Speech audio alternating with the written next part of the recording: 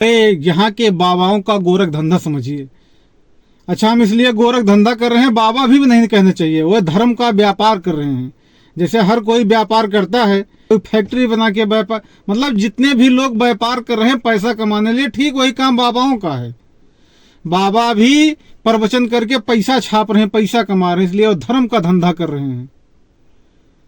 और कहा भी जाता है भाई सबसे ज्यादा अच्छा धंधा है धर्म का धंधा।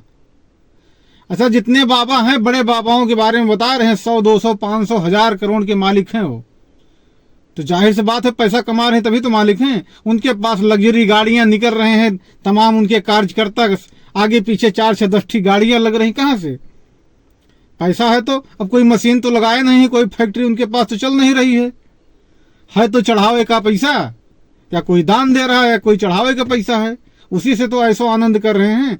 और यहाँ लोगों के लिए जब वो प्रवचन कहते हैं तो आम लोगों के लिए कहा जाता है, जो उनकी प्रवचन सुनने के लिए जाते हैं, जिनके पास 1000 लाख नहीं होते हैं, उनको कहा जाता है कि दान करो, दान से मोक्ष मिलेगा, और खुद बटोर बटोर के पैसा लेके उस पैसे का मौज उड़ा रहे हैं।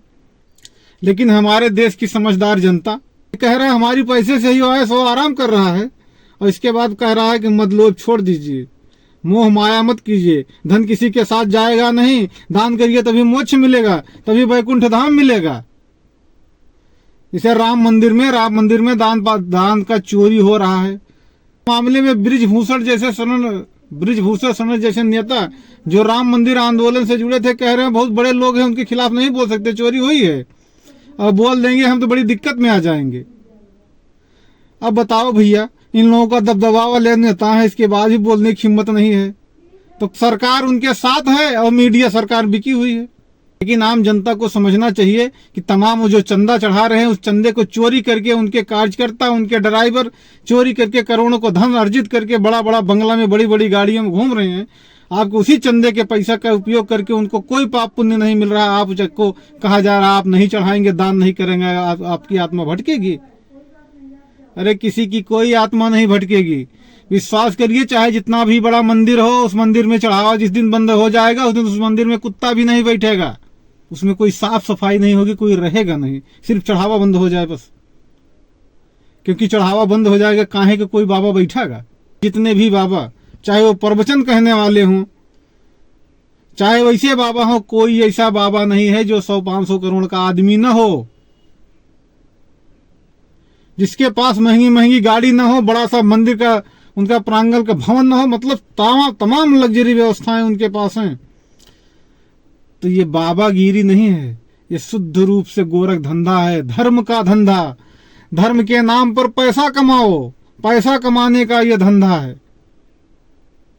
दुनिया में इस तरह के बहुत कम ही बाबा मिलेंगे।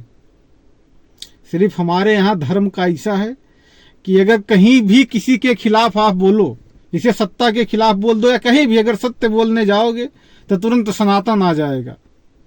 सनातन ठीक है, सनातन को मानिए, सनातन मानना भी चाहिए, लेकिन एक लिमिट होती है। सनातन एक आस्था, जीवन का कुछ क्षण का विषय है।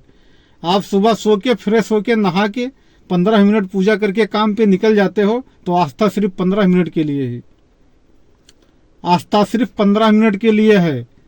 जितनी देर आप पूजा कर रहे हो, जब पूजा करके आप बाहर निकलोगे तब आपको पैसे की जरूरत पड़ेगी, पैसा कमाने की जरूरत पड़ेगी।